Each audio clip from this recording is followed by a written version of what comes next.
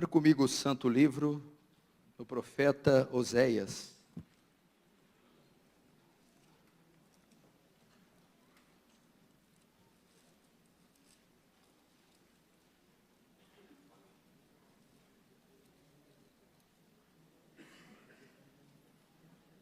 Oséias capítulo 4.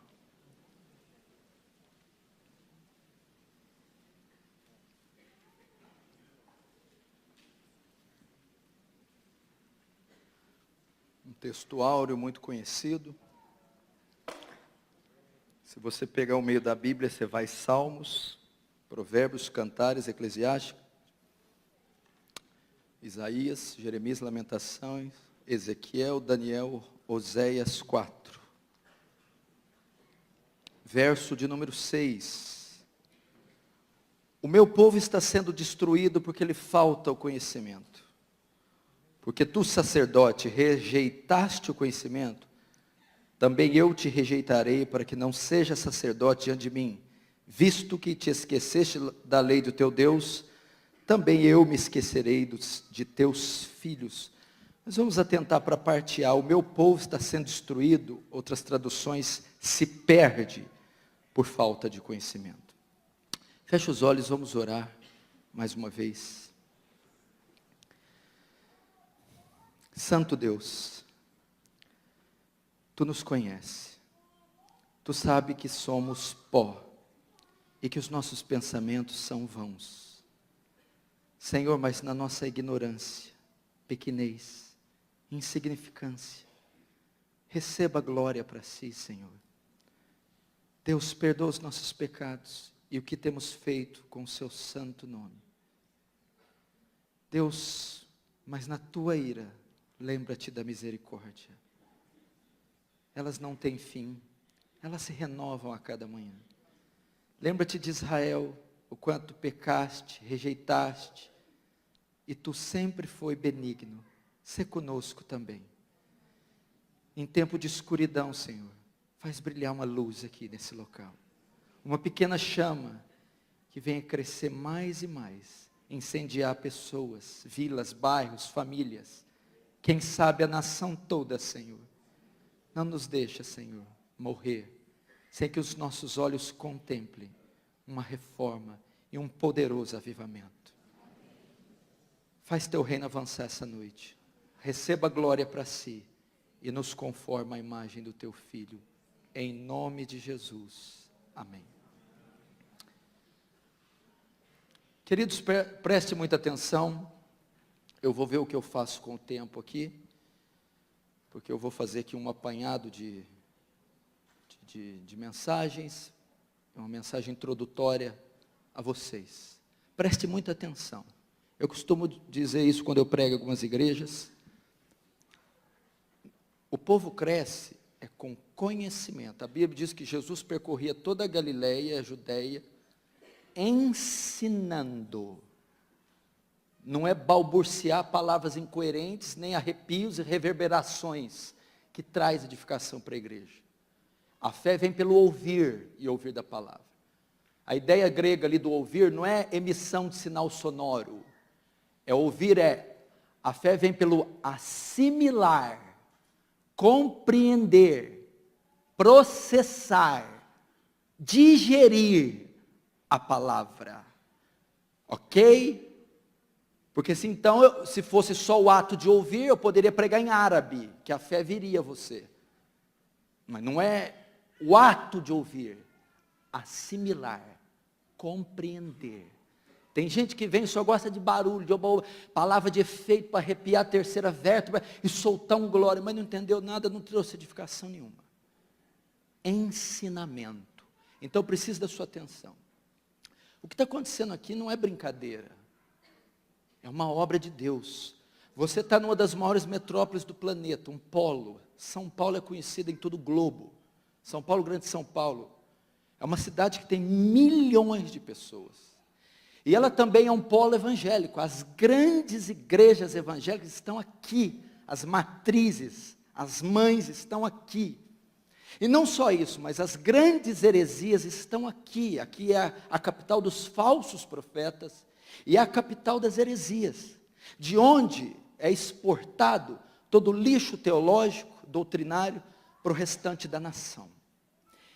E nesse tempo tão crítico, que nós nunca vimos igual, é mundial, mas principalmente do Brasil, o qual fazemos parte, é trágico, é ligar a TV de manhã no sábado e é dar ânsia de vômito. É ver esses vídeos que eles vão mandando para a gente no YouTube, e é coisas que você há 10 anos atrás, 15, não acreditava, não sonharia que você ia ver dentro de igreja ou com pastores evangélicos. Eu acredito piamente que isso é evidência cabal do fim. Jesus está voltando. Nós estamos contemplando o linear de acontecimentos que não tem mais volta. O relógio começou a contar e não para mais. Prepara-te, ó Israel, para encontrar com o seu Senhor. Pastor, mas sempre teve sinais, poxa, até na época de Paulo. Sim, mas à medida que o tempo aproxima, o fim, eles iriam se intensificar mais. É difícil imaginar como será nosso país, o mundo, daqui 50 anos. Eu não sei o que a gente vai ver na rua. Eu não sei. É crítico. Mas, todavia, entretanto, não obstante, Deus, na sua misericórdia, tem levantado os seus profetas, tem deixado um testemunho, tem deixado um ponto de luz. E aqui, no meio de São Paulo, em Pinheiros, aqui, nesta igreja, através desses homens, uma chama tem se acendido, uma luz tem brilhado, um foco de esperança, nessa grande capital. Ah, pastor, mas nós não somos muito frente aí. É verdade, Gideão com aqueles não eram muitos também. Deus não tem compromisso com números. Deus tem compromisso com a verdade. E eu quero que você entenda isso aqui como uma obra do céu. Nesses 500 anos de reforma protestante, novos reformadores estão vindo. A verdade novamente está sendo exposta. O evangelho está sendo pregado. Eu não sei se o pastor Hernandes viu o pastor Miguel Nunes na Conferência Fiel. Olha o que ele disse, olha que homem sabe. Eu creio que o YouTube está fazendo o que a imprensa fez para a reforma. Johannes Gutenberg. Como é que as ideias da reforma, de Lutero, Calvino, Zwinglio, espalhar por toda a Europa? A imprensa. Como que as pessoas estão conhecendo doutrina reformada? Teologia.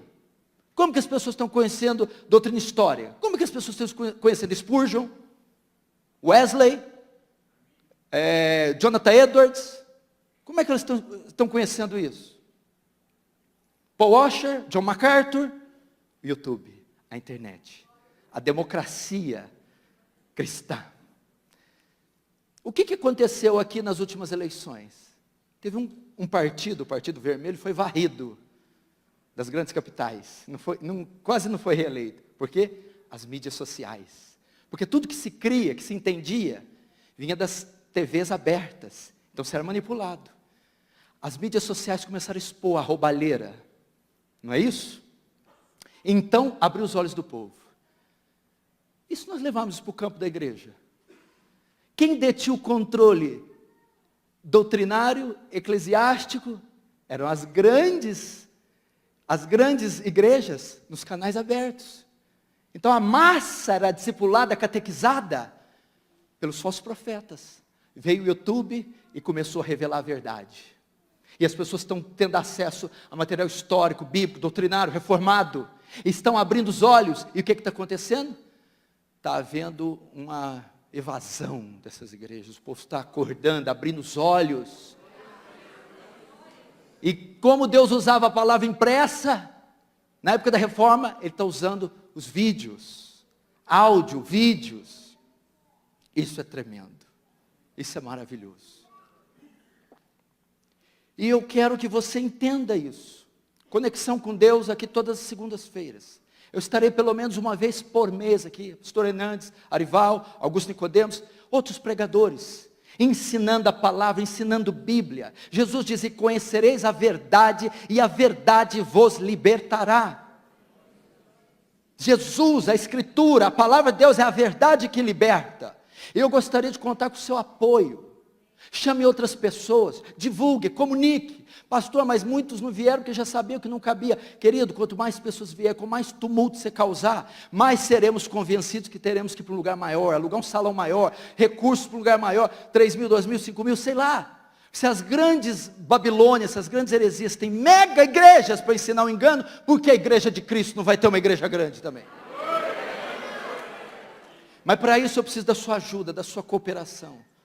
Todos nós unidos, todos nós, assim como o Paulo retrata a igreja como um corpo, cheio de membros interligados, e o corpo não é feito de um membro só de joelhos, orelhas, pés, bocas, são membros distintos uns dos outros, e cada um tem a sua função importante, e eles se completam formando um corpo lindo, distinto, um corpo sólido, o corpo de Cristo.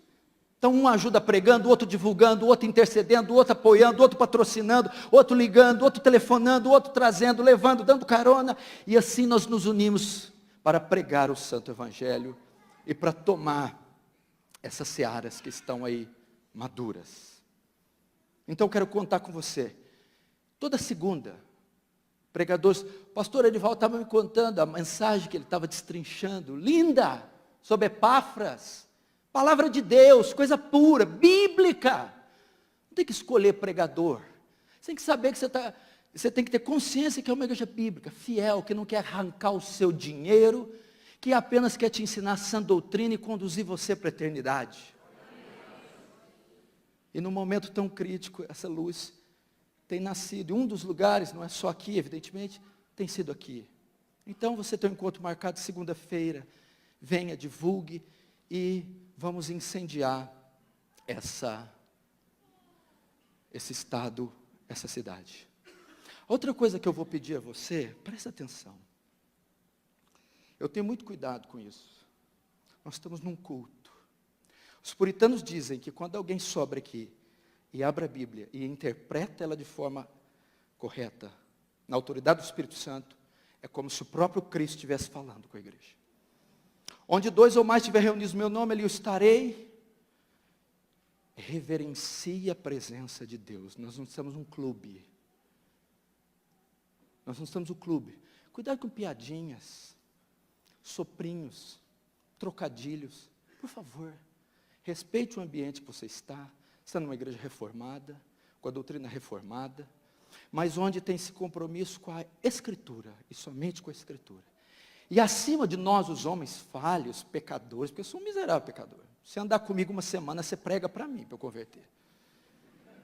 Mas aquele que está aqui em espírito, 100% presente, que a onipresença de Deus não só faz ele estar em todo lugar ao mesmo tempo.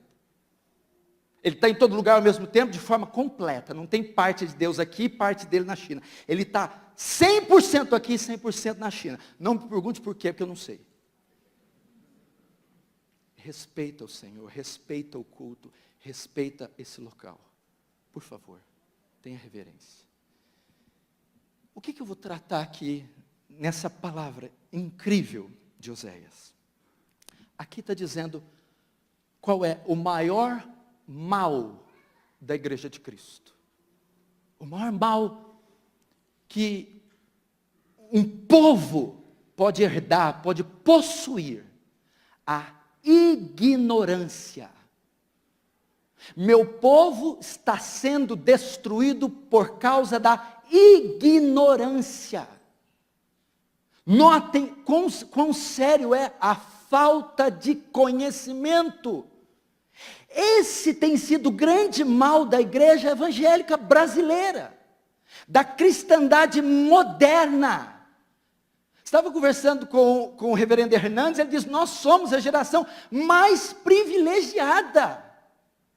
Querido, você tem material bíblico, teológico, exegético, hermenêutico, em várias línguas, idiomas e versões. Você tem internet, você tem áudio, vídeo, você tem material, você tem recursos que os nossos pais, que os nossos antepassados jamais sonhavam em ter.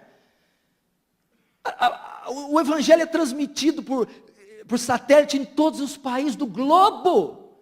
E nós nunca tivemos uma geração tão ignorante quanto a nossa. tão ignorante quanto a nossa.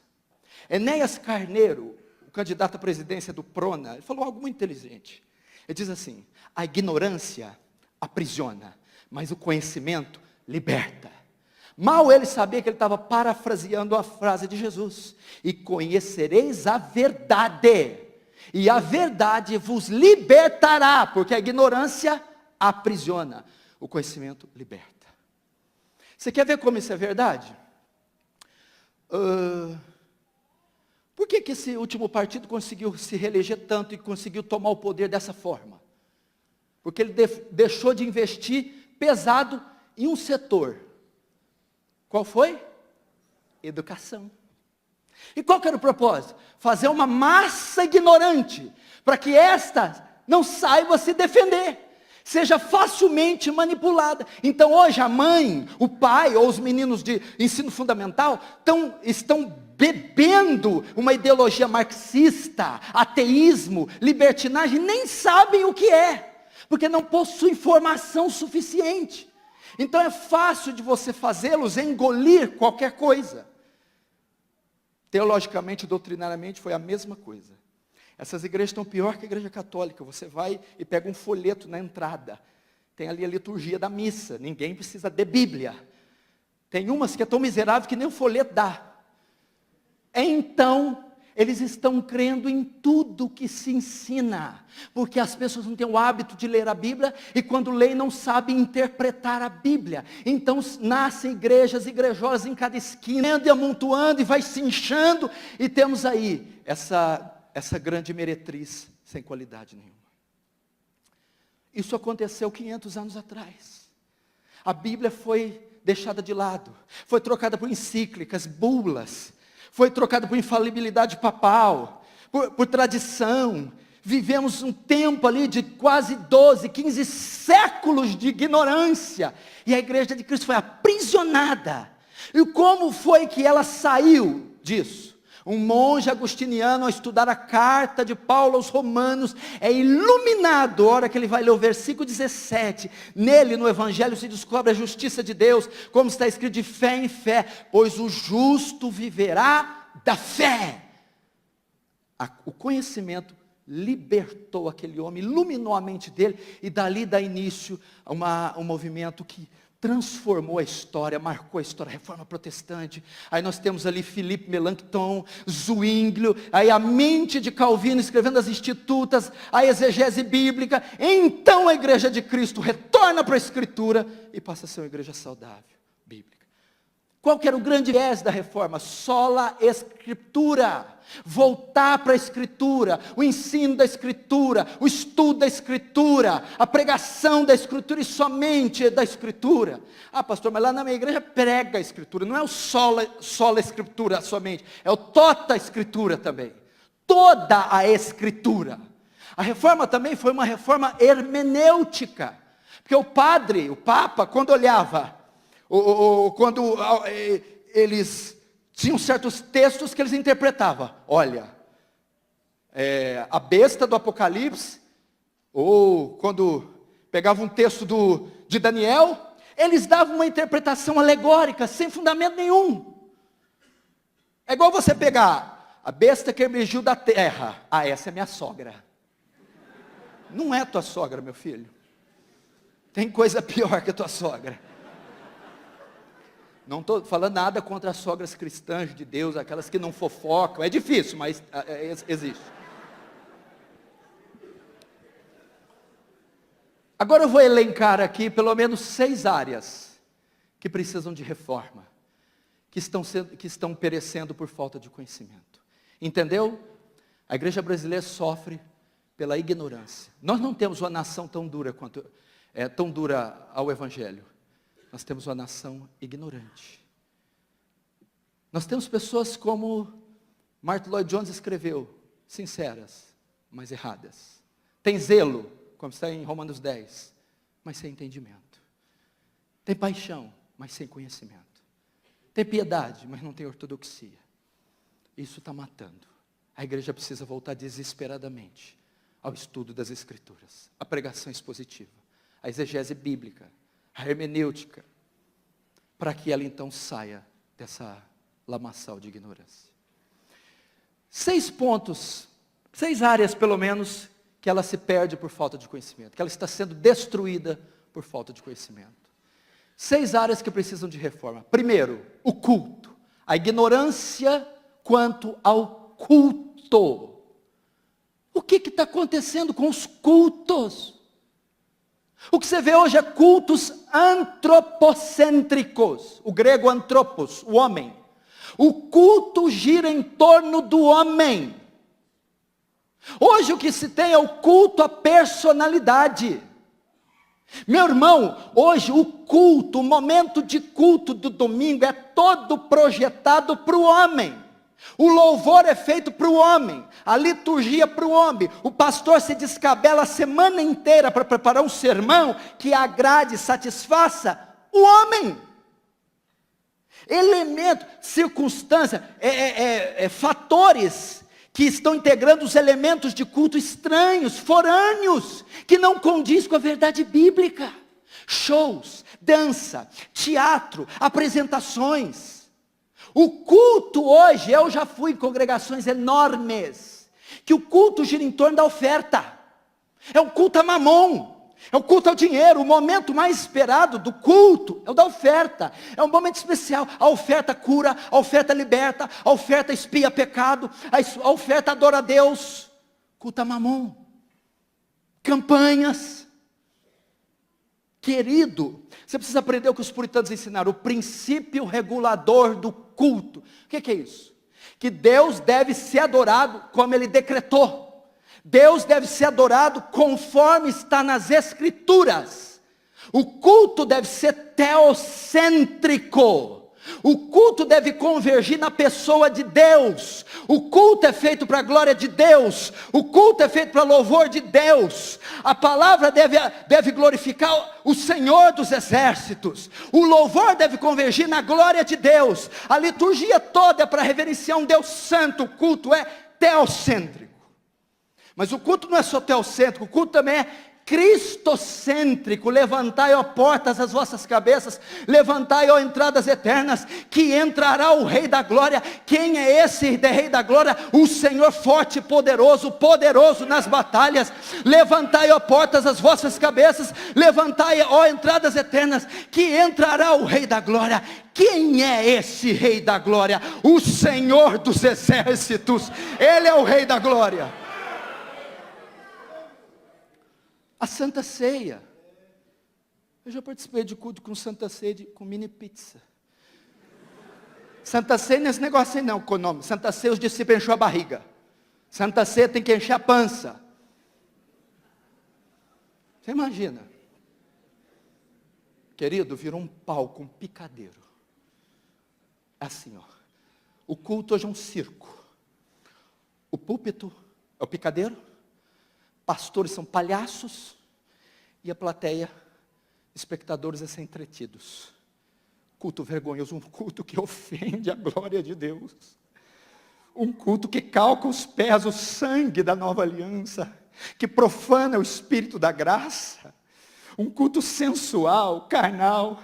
Pastor, em minha cidade, eles rifaram uma moto dentro da igreja. Rifaram a moto. E sabe quem ganhou a rifa? Foi o pastor da igreja. E sabe o que ele fez? Ele ligou a moto e saiu andando com a moto dentro do culto. A gente ria, eu sei, é para não chorar. Você imagina o coração de um Deus 3 vezes santo. Eu fui pregar em Manaus, numa mega igreja lá, que eu estou doidinho para falar o nome, mas não vou falar, vou segurar. 50 mil membros, rifa de um Camaro e de uma BMW. Esse pastor foi para a Europa, e foi numa cidade, num grande hotel, e uma xícara de café custava 500 euros. Ele ficou inibido de tomar. Aí diz ele, mas o Espírito Santo diz, você é filho do rei, eu sou dono do ouro da prata, você pode tomar esse café. 500 euros. Uma xícara de café. O culto está banalizado. O pós-modernismo, com a queda do muro de Berlim em 89, trouxe os seus filhos. Relativismo, pluralismo, humanismo.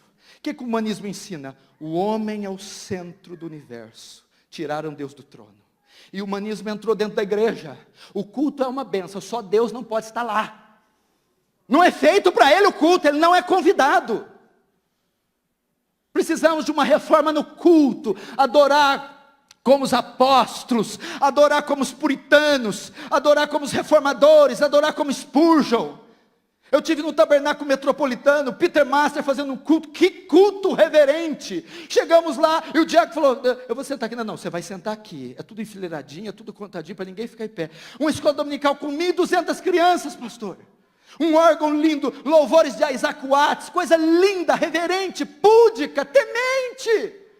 Quem falou que precisamos desses sonidos, dessa coisa barulhenta, dessa coisa emocional, para sentirmos a presença de Deus? A presença de Deus vem com a exposição da verdade, vem com a visitação do Espírito Santo, gente. Precisamos de cultos assim, onde o Senhor é bem-vindo.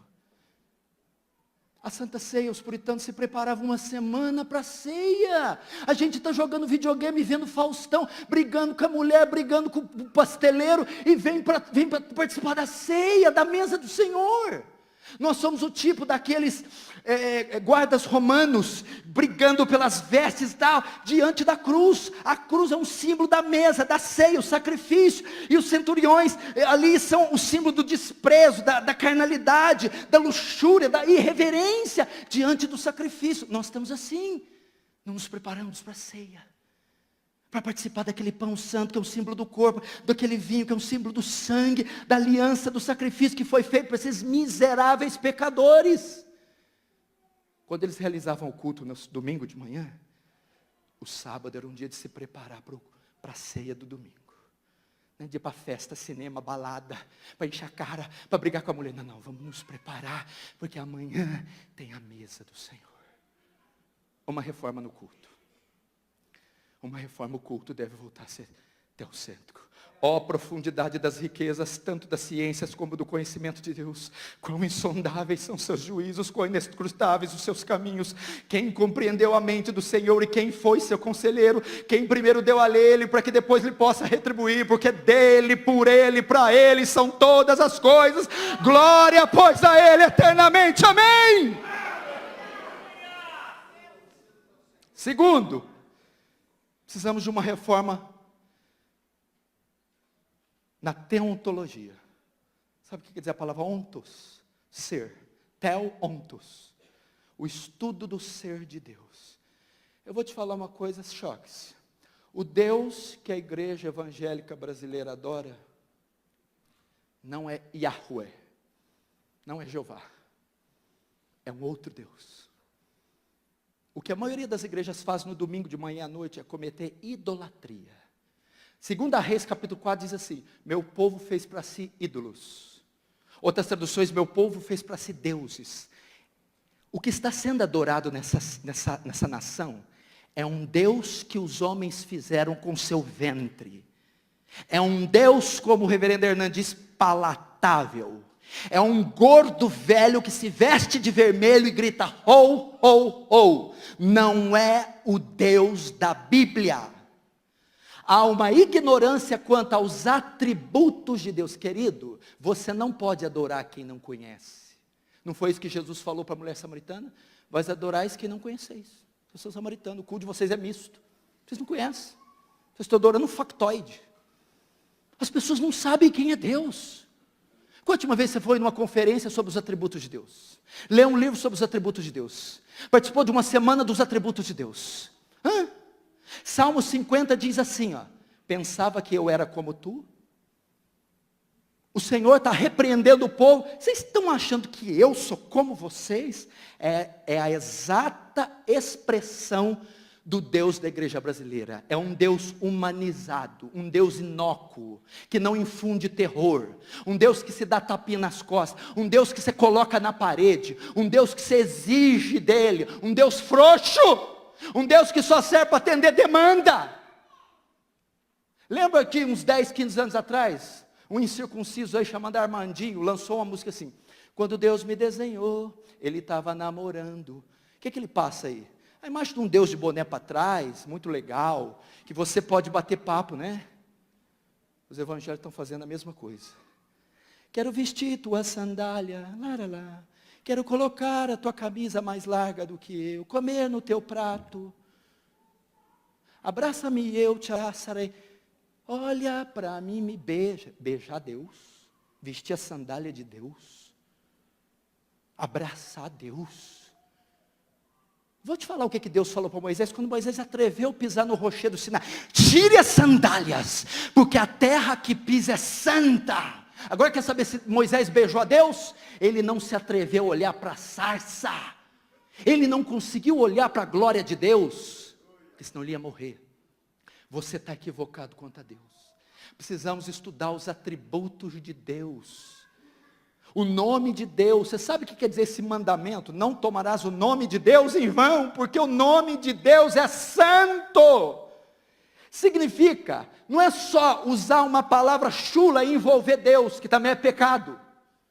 Você vê o nome de Jesus, o nome de Deus escrito em botiquins, em barraquinhas, Jesus sendo comerciado, o nomezinho dele vendido como souvenir, a preço de banana, como se fosse um nome qualquer. Jesus, Jesus, Deus, Cristo, é lindo, num boné, num pingente ali, numa pulseirinha de humano. Um nome santo desse, o nome está intrinsecamente ligado à pessoa.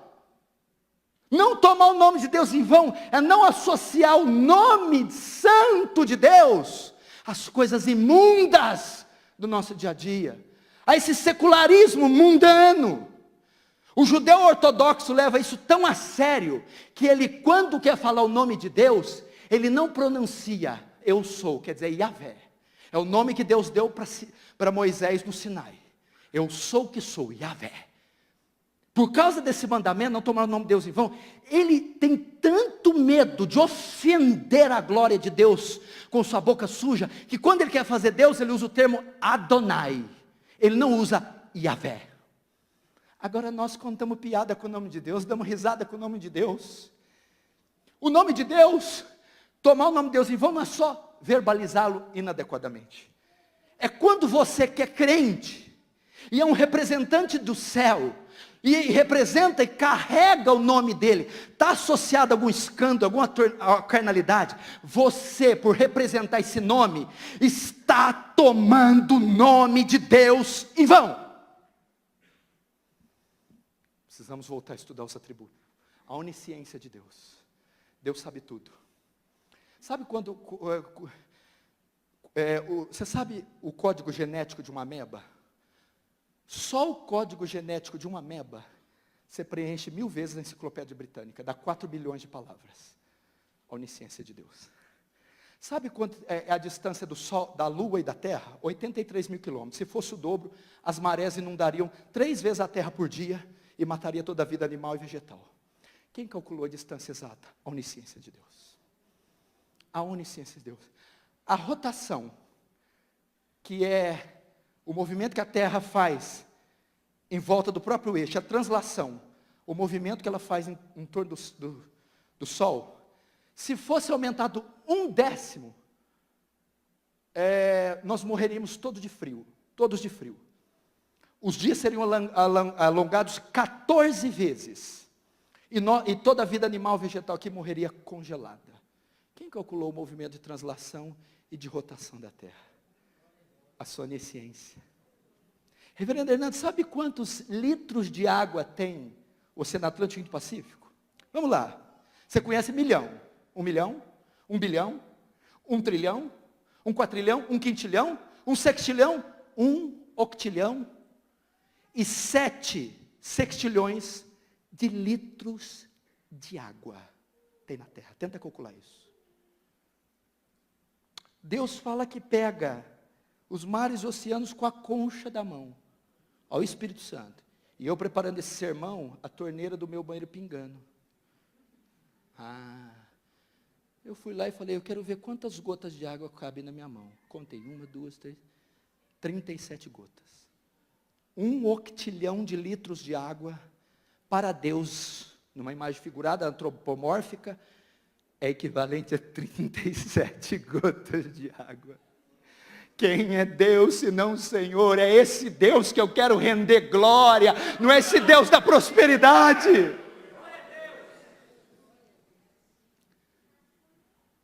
Não é o Deus da prosperidade. Deus onipotente, Deus onisciente, Deus onipresente. Eu não vou ter tempo para falar aqui, mas esse atributo eu não posso deixar de falar. a santidade de Deus, a ignorância quanto a Deus. Os puritanos diziam que a santidade de Deus não é um atributo de Deus, é o atributo de Deus. O que é a santidade de Deus? Fala da impecabilidade de Deus, da pureza de Deus. Tu é tão puro de olhos, Abacuque 1,13, que não podes contemplar o mal. Você precisa saber de algo, quando você se dirigir a Deus, quando você orar a Deus, quando você pegar no livro de Deus, quando você pregar em nome de Deus, cantar em nome de Deus, você tem que ter em mente, Deus é santo. Os serafins, lembra dos serafins? No ano que morreu o rei Uzias, eu vi o Senhor sentado no alto sublime trono. Ele viu os serafins, ele tinha 6 asas, com 2 cobria o rosto, com 2 cobria o pé, com 2 voavam. Por que os serafins cobriam o rosto? Os serafins são as criaturas mais majestosas que Deus criou. Por quê? Dado a proximidade que eles estão do trono de Deus. São as criaturas que mais se aproximam da glória de Deus. Mas para que eles estejam lá, tão próximos do trono e não sejam fulminados, eles cobrem o rosto. Por que eles cobrem o rosto?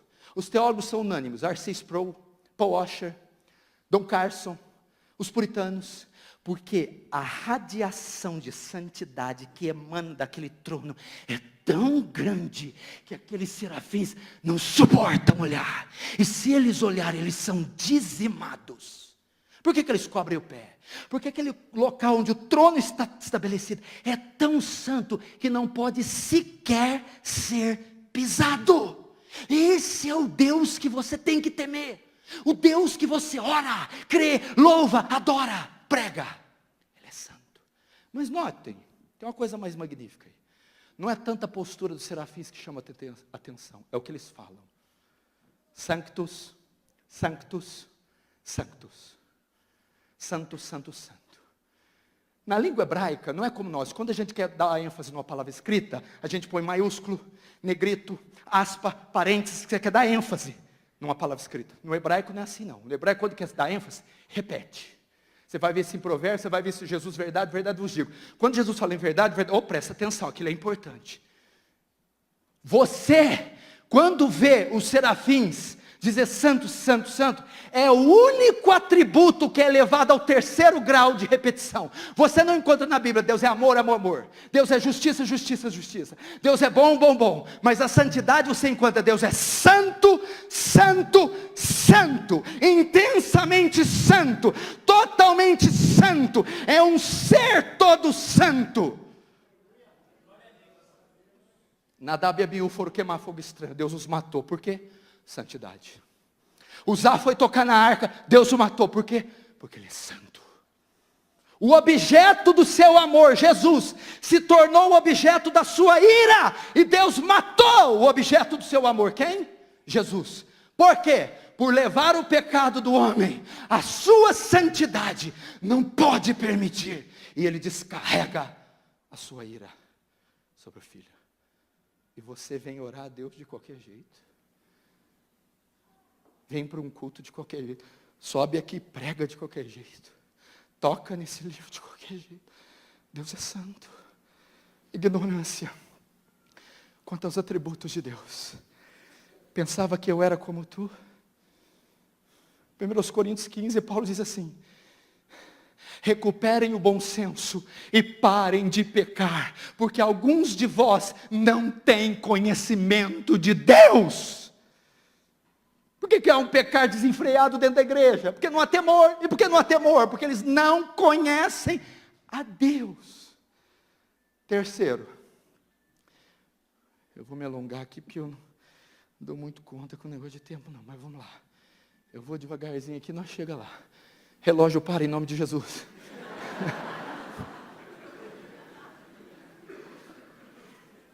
Se fosse em um monte de igreja aí, eles iam pagar para o cara parar o relógio. O pastor ia testemunhar. E o povão, como somos enganados facilmente. Aí o varão ainda fala assim: irmão, Deus parou o sol e a lua para Josué e parou o relógio para mim. Terceiro, uma ignorância quanto ao Espírito Santo. Esse aqui se eu tivesse tempo. Primeiro, quanto ao culto. O culto só falta começar assim. Lá, lá, lá, lá, lá, lá, lá, lá, lá, lá, lá, lá. Ok! Só está faltando. Aliás, eu já vi isso, mas eu não vou falar para a moda não pegar. Segundo, a pessoa de Deus. Terceiro, o membro da trindade mais desprezado. O Espírito Santo hoje é sinônimo de cair no chão, de rir, rolar, ser cachorro, visagem, revelamento e profetada. Espírito Santo é sinônimo de baderna. Culto litúrgico, ortodoxo, é gelado. Não tem, Espírito Santo não passa lá. Culto onde o pau come, sai rasteira, voadora, mortal carpado. O Espírito Santo está lá. Mas tão ignorância tão absurda na pessoa do Espírito Santo. Culto com o Espírito Santo, homem cheio do Espírito Santo, manifestação do Espírito Santo, é sinônimo, meu irmão, de frenesi. Estereótipo. É cair no chão, é rolar, é repousar no Espírito, é cair no Espírito, é falar em línguas, é profetizar, é ter visão, é curas, é profecia, é manifestações malucas. E isso é o Espírito Santo da igreja moderna. Ser cheio do Espírito Santo é quem roda mais, quem pula mais, quem cai mais, quem profetiza mais, quem cura mais. Nós estamos equivocados. Eu vou dizer pelo menos 3 áreas onde o Espírito Santo trabalha. 3 obras pelo menos. E se sair disso aqui não tem nada de Espírito Santo. É só ler João 14, 15 e 16, gente. É só ler Romanos 8, que é um tratado do Espírito Santo. Primeiro, quando o Consolador vier. Vamos ver, quando ele vier. Olha o que ele vai fazer. Convencerá o homem do pecado, da justiça e do juízo. Primeira obra do Espírito, convencer do pecado, regenerar, conduzir pecadores a Cristo, convencê-los da sua iniquidade. Se você conhece um pastor que se diz cheio do Espírito Santo, se você conhece uma banda do louvor que se diz cheio do Espírito Santo, uma igreja que diz cheio do Espírito Santo, mas ela não fala sobre o pecado, não prega sobre o pecado, não ensina sobre o pecado, ela não tem nada do Espírito Santo. Primeira grande obra é convencer do pecado, regenerar, transformar. Segundo, quando ele vier, ele vos fará lembrar, vos ensinará tudo quanto tenho dito. Opa, o Espírito Santo aponta para a Escritura. E tem culto, pastores, que é tão cheio do Espírito Santo que não tem palavra. Quer dizer, o autor das Escrituras, ele impede o povo dele de ter acesso às Escrituras. O Espírito Santo aponta para a Escritura. Olha só, uma igreja cheia do Espírito Santo. Atos 2, estavam todos reunidos no mesmo lugar, quando veio do céu um vento veemente impetuoso, todos foram cheios do Espírito Santo, falando em outras línguas, conforme o Espírito Santo dá-se que falasse. E perseveravam na oração, no partir do pão, na comunhão e na doutrina dos apóstolos. O Espírito Santo empurra a igreja para a Bíblia. O Espírito Santo traz fome da Escritura, fome de estudo bíblico, fome de leitura. Eu lembro de uma moça que estava em nossa igreja. Essa irmã conversão maravilhosa, estava no primeiro amor. Ela participou de um culto que eu preguei sobre a palavra de Deus. No outro dia ela leu 40 capítulos da Bíblia. Isso é a obra do Espírito Santo. Isso é a obra do Espírito Santo. Terceira obra do Espírito Santo. Quando ele vier, me glorificará. O Espírito Santo não aponta para ele mesmo. O culto não é ao redor do Espírito Santo, é o culto do Espírito Santo, o Espírito Santo, o Espírito Santo.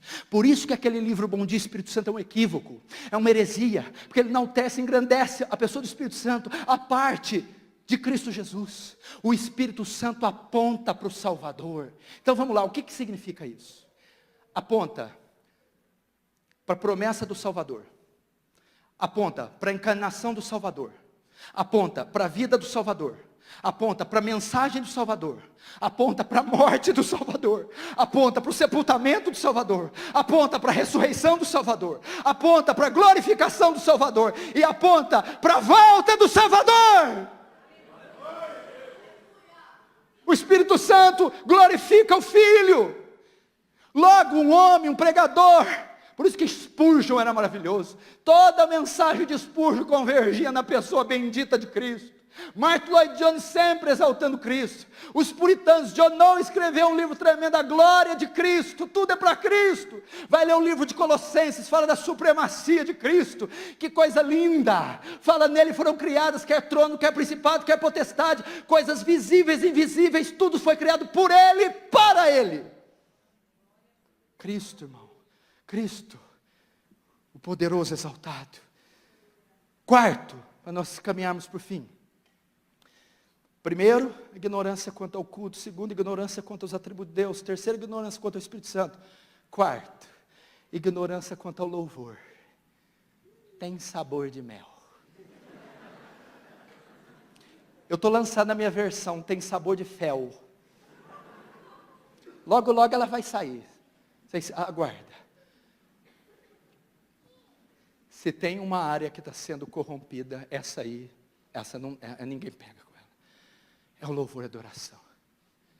Eu imagino que eles ficam nos seus quartos, nos seus gabinetes, nos seus estúdios, nos seus quartos de hotéis. Eu imagino o que eles ficam pensando. Eu acho que eles leem ali Tolkien, eles leem Alice no País das Maravilhas, Monteiro Lobato. Eles vão tentando. Eu acho que eles vão da Cuca até a Bruxa do 71. Para ver o que eles fazem. Não tem cabimento, gente. Não tem cabimento o que estão fazendo. Isso é adoração, isso é celebração da carne, isso é orgia gospel, é um mercado multimilionário, é um mercado prostituto, é um mercado irreverente, imoral, nojento, asqueroso. O louvor é semelhança do culto, o louvor é antropocêntrico. A letra, a melodia, o ritmo, os músicos, os instrumentos, tem apenas uma finalidade: mexer com as emoções do povo, aguçar a carne do povo.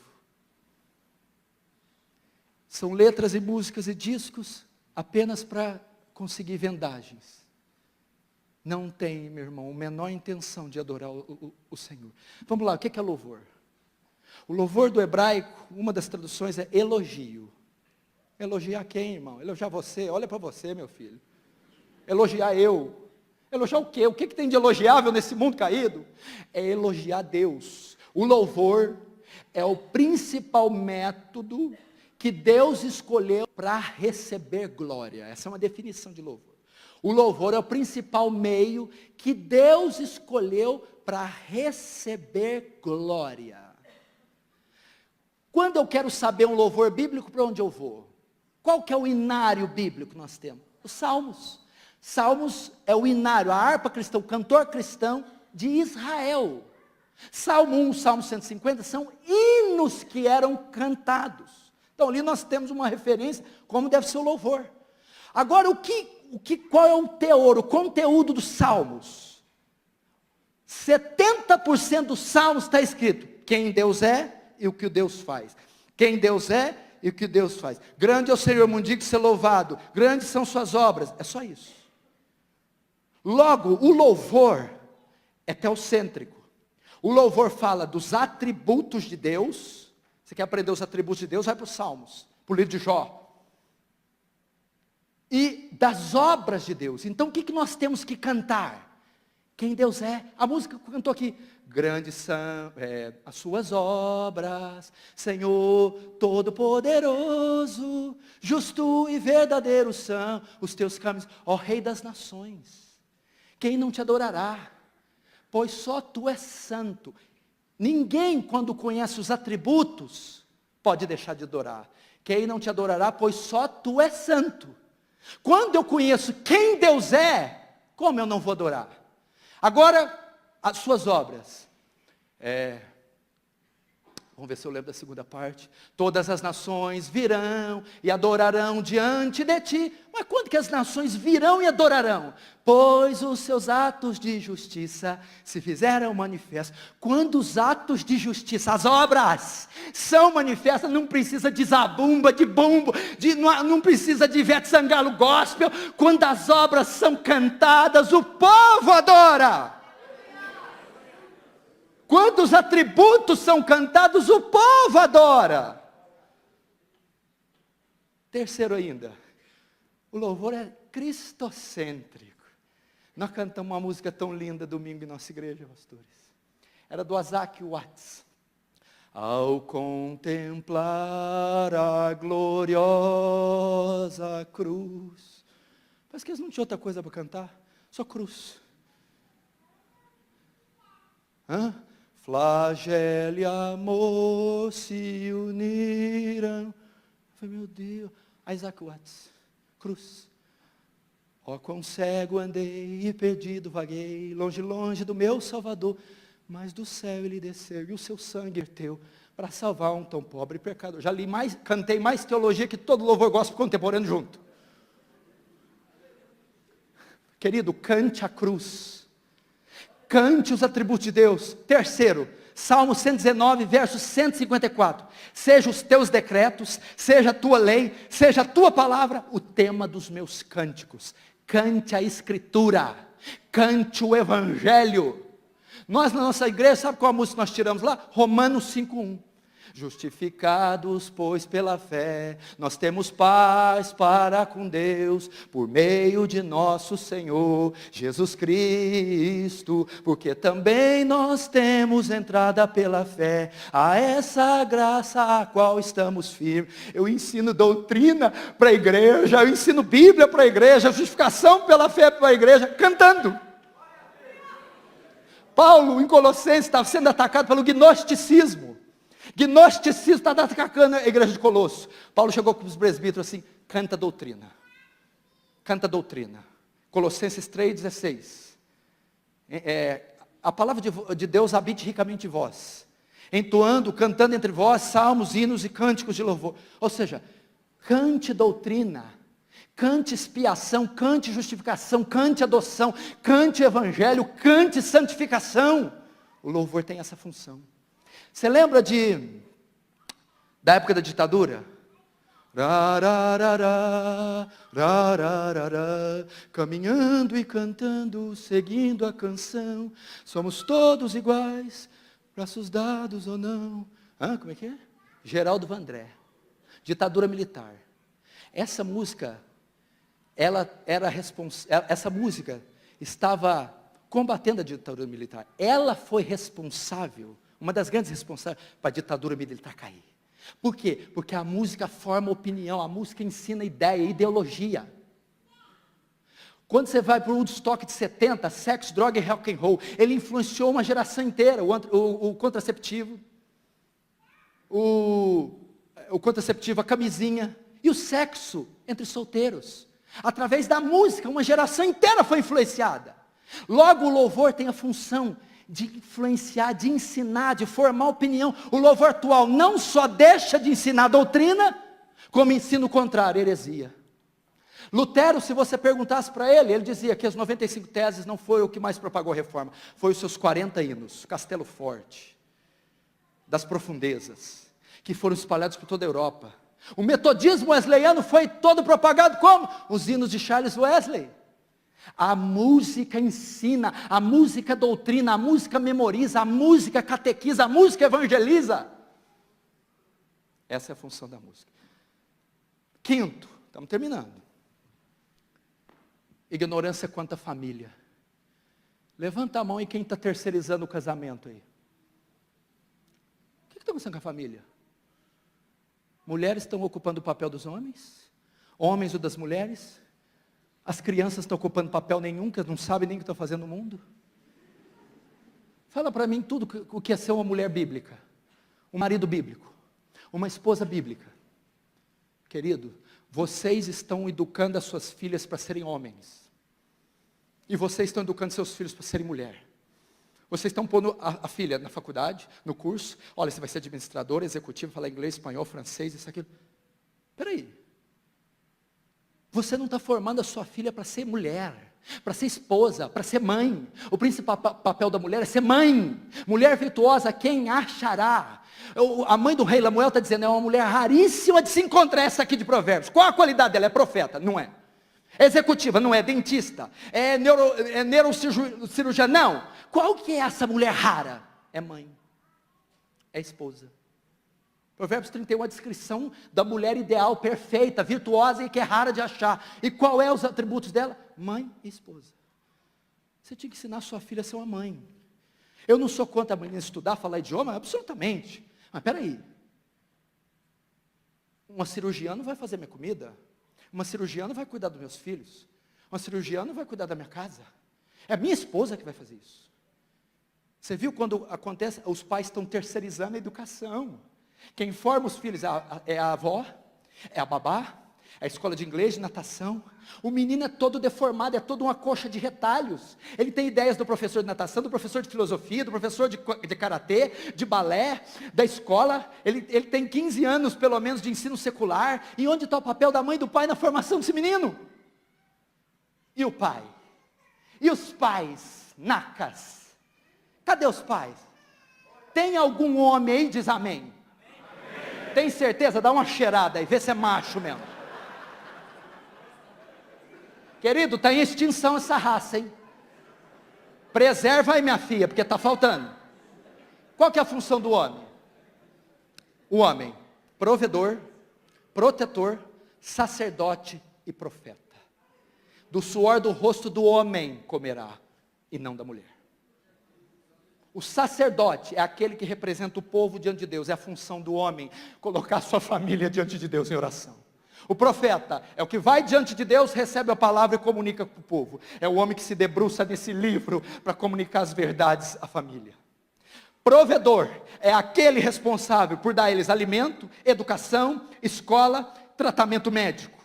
É o homem que tem condição de dar uma vida digna e decente, não falando de luxo, mas uma vida digna e decente. É o homem. Quarto, protetor. É aquele que se coloca entre o perigo que assola a sua família e a sua família. Ele fica no meio.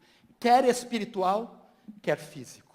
É o que se coloca entre a família e o perigo que assonda. Quer espiritual, quer físico. É o homem que pega no chifre do capeta para a família. Vou usar essa palavra. É o homem que briga com as forças espirituais. É o homem que defende a família. Agora o negócio, o pau está comendo lá fora. Vai lá, meu bem. E ela pega a vassoura e vai. E sabe o que é o pior para sua vergonha? Ela resolve. E tá você lá com a barriga para cima, ouvindo o cara, ô louco, mano! Faustão.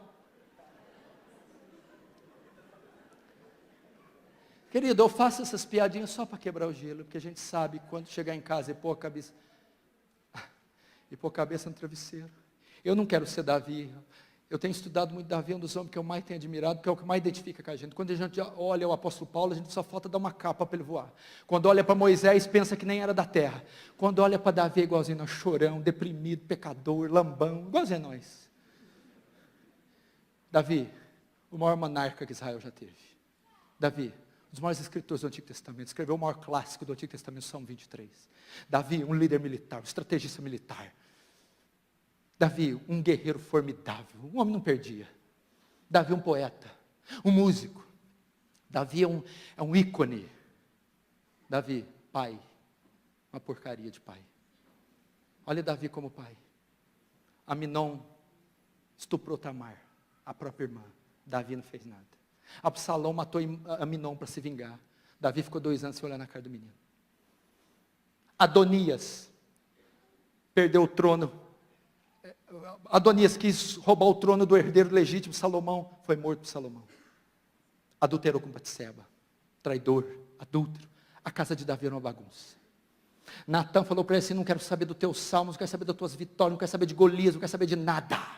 Por causa desta abominação que fizeste, a espada jamais se apartará da sua casa. Deus nos guarde de ser pais negligentes e omissos. Eu estou com um filho de 4 anos e um filho de... Eu estou com um filho exatamente de 15 dias. Um filho de 4 anos e um filho de 15 dias. Pastor, dá dor a hora que você sai.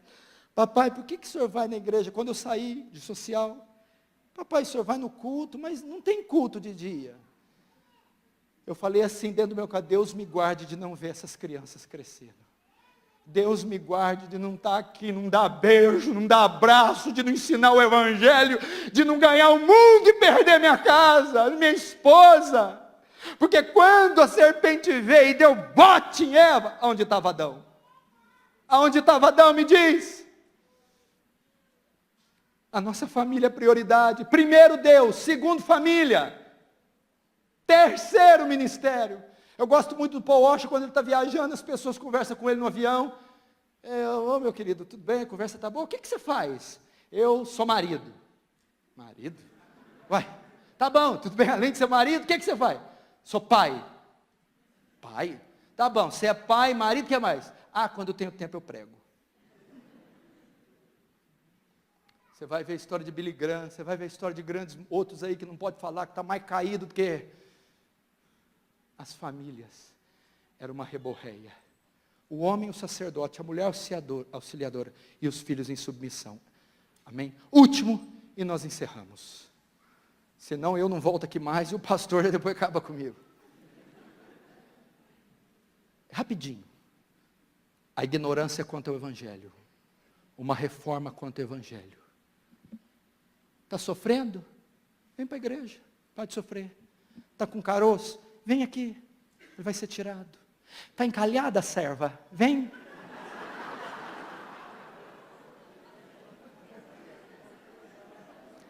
É pobre, vem que fica rico. É empregado, vem que vem patrão. A isca que está sendo usada para atrair o pecador é algo espúrio. Deus tem a melhor vida para você aqui agora. Deus tem um plano maravilhoso. Jesus te ama. As pessoas estão equivocadas.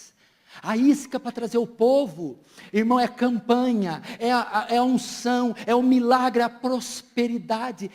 Nós não temos conhecimento do evangelho. Ignorância quanto ao evangelho. O evangelho não é a melhor vida aqui na terra, não é cura, não é riqueza. O evangelho, querido, resume-se nisso: um Deus santo e justo salva pecadores injustos mediante a morte substitutiva do seu filho. O seu filho naquela cruz leva o nosso pecado, com o nosso pecado a culpa, e ele paga pela culpa, sendo despejada nele a ira de Deus. Quando a ira de Deus é despejada, Deus satisfaz a sua justiça, e agora Ele pode ser justo e justificador daquele que crê. Jesus, no terceiro dia, ressuscita dos mortos, demonstrando assim que Deus aceitou o seu sacrifício, e agora, mediante o sacrifício, Ele ordena que todos os homens, em todos os lugares, se arrependam e creiam no Evangelho. Isso é o Evangelho. Isso é o Evangelho. O ministério do Ray Comfort fez uma pesquisa e disse que 80% das pessoas que fazem sua decisão para Cristo não permanecem. Significa, de cada 1000 que fazem profissão de fé, que batizam, 800 desviam, saem. Por quê? Porque a isca que é chamada, que é usada para atraí-los, não é o Evangelho. Se eu te atraio com uma promessa falsa, você fica algum tempo.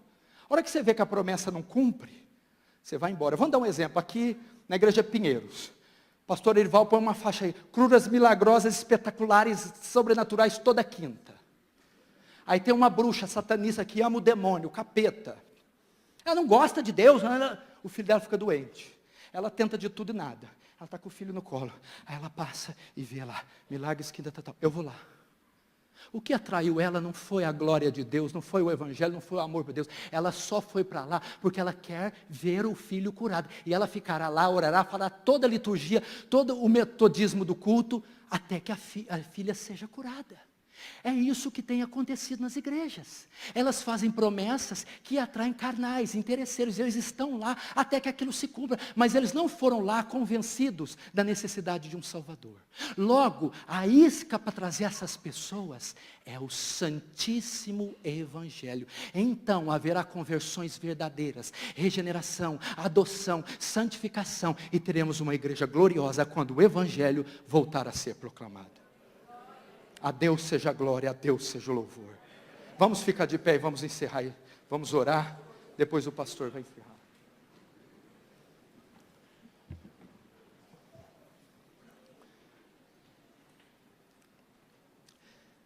Feche os seus olhos e curva a sua cabeça.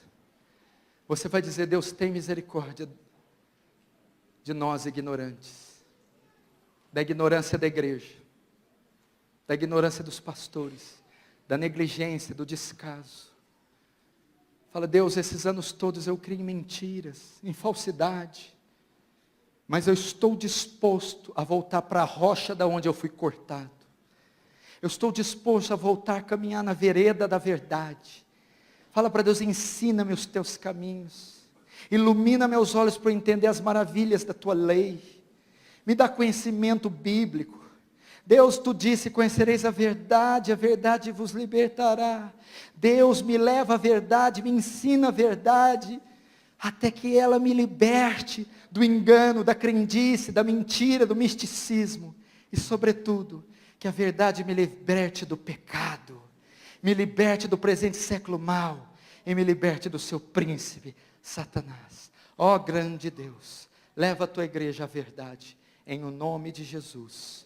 Amém.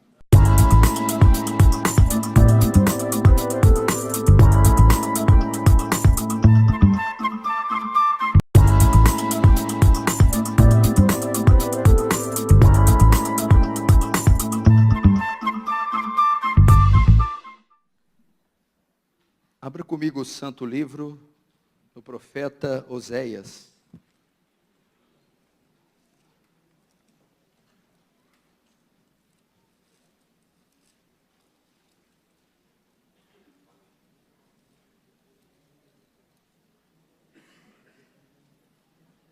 Oséias capítulo 4.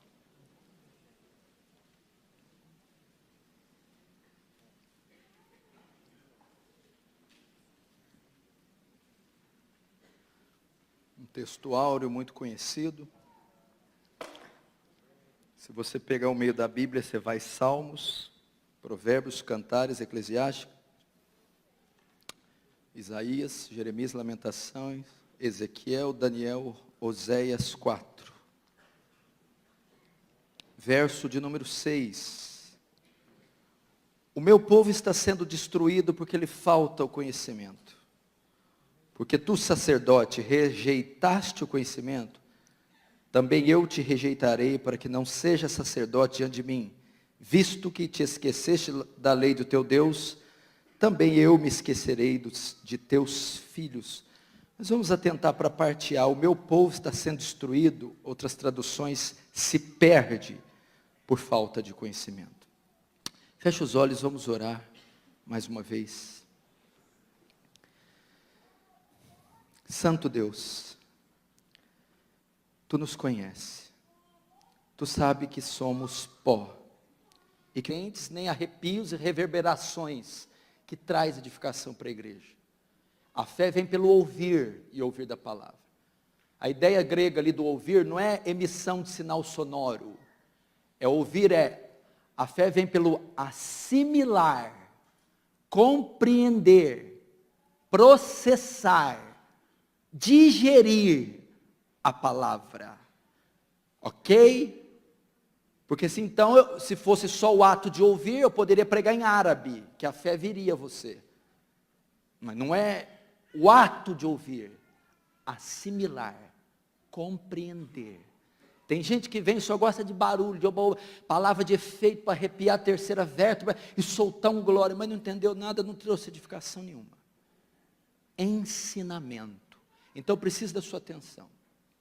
O que está acontecendo aqui não é brincadeira, é uma obra de Deus. Você está numa das maiores metrópoles do planeta, um polo. São Paulo é conhecida em todo o globo. São Paulo, Grande São Paulo, é uma cidade que tem milhões de pessoas. E ela também é um polo evangélico. As grandes igrejas evangélicas estão aqui. As matrizes, as mães estão aqui. E não só isso, mas as grandes heresias estão aqui. Aqui é a capital dos falsos profetas e é a capital das heresias, de onde é exportado todo o lixo teológico, doutrinário, para o restante da nação. E nesse tempo tão crítico, que nós nunca vimos igual, é mundial, mas principalmente do Brasil, o qual fazemos parte, é trágico, É ligar a TV de manhã no sábado e é dar ânsia de vômito. É ver esses vídeos que eles vão mandando para a gente no YouTube, e é coisas que você há 10 anos atrás, 15, não acreditava, não sonharia que você ia ver dentro de igreja ou com pastores evangélicos. Eu acredito piamente que isso é evidência cabal do fim. Jesus está voltando. Nós estamos contemplando o linear de acontecimentos que não tem mais volta. O relógio começou a contar e não para mais. Prepara-te, ó Israel, para encontrar com o seu Senhor. Pastor, mas sempre teve sinais, poxa, até na época de Paulo. Sim, mas à medida que o tempo aproxima, o fim, eles iriam se intensificar mais. É difícil imaginar como será nosso país, o mundo, daqui 50 anos. Eu não sei o que a gente vai ver na rua. Eu não sei. É crítico. Mas, todavia, entretanto, não obstante, Deus, na sua misericórdia, tem levantado os seus profetas. Tem deixado um testemunho. Tem deixado um ponto de luz. E aqui, no meio de São Paulo, em Pinheiros, aqui, nesta igreja, através desses homens, uma chama tem se acendido, uma luz tem brilhado, um foco de esperança, nessa grande capital. Ah, pastor, mas nós não somos muito frente aí, é verdade, Gideão com aqueles não eram muitos também. Deus não tem compromisso com números, Deus tem compromisso com a verdade. E eu quero que você entenda isso aqui, que os nossos pensamentos são vãos. Senhor, mas na nossa ignorância, pequenez, insignificância, receba a glória para si, Senhor. Deus, perdoa os nossos pecados e o que temos feito com o seu santo nome. Deus, mas na tua ira, lembra-te da misericórdia. Elas não têm fim. Elas se renovam a cada manhã. Lembra-te de Israel, o quanto pecaste, rejeitaste, e tu sempre foi benigno. Sê conosco também. Em tempo de escuridão, Senhor, faz brilhar uma luz aqui nesse local. Uma pequena chama que venha crescer mais e mais, incendiar pessoas, vilas, bairros, famílias, quem sabe a nação toda, Senhor. Não nos deixa, Senhor, morrer, sem que os nossos olhos contemplem uma reforma e um poderoso avivamento. Faz teu reino avançar essa noite. Receba a glória para si e nos conforma à imagem do teu Filho. Em nome de Jesus. Amém. Queridos, preste muita atenção. Eu vou ver o que eu faço com o tempo aqui, porque eu vou fazer aqui um apanhado de mensagens, uma mensagem introdutória a vocês. Preste muita atenção. Eu costumo dizer isso quando eu prego em algumas igrejas. O povo cresce com conhecimento. A Bíblia diz que Jesus percorria toda a Galileia e a Judeia, ensinando. Não é balbuciar palavras incoerentes, como uma obra do céu. Nesses 500 anos de reforma protestante, novos reformadores estão vindo. A verdade novamente está sendo exposta. O evangelho está sendo pregado. Eu não sei se o pastor Hernandes viu o pastor Miguel Nunes na conferência fiel. Olha o que ele disse, olha que homem sábio. Eu creio que o YouTube está fazendo o que a imprensa fez para a reforma. Johannes Gutenberg. Como é que as ideias da reforma de Lutero, Calvino, Zwinglio espalharam por toda a Europa? A imprensa. Como que as pessoas estão conhecendo doutrina reformada? Teologia.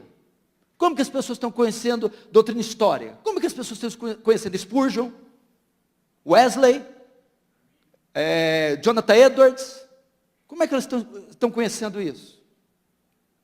Paul Washer, John MacArthur, YouTube, a internet, a democracia cristã. O que aconteceu aqui nas últimas eleições?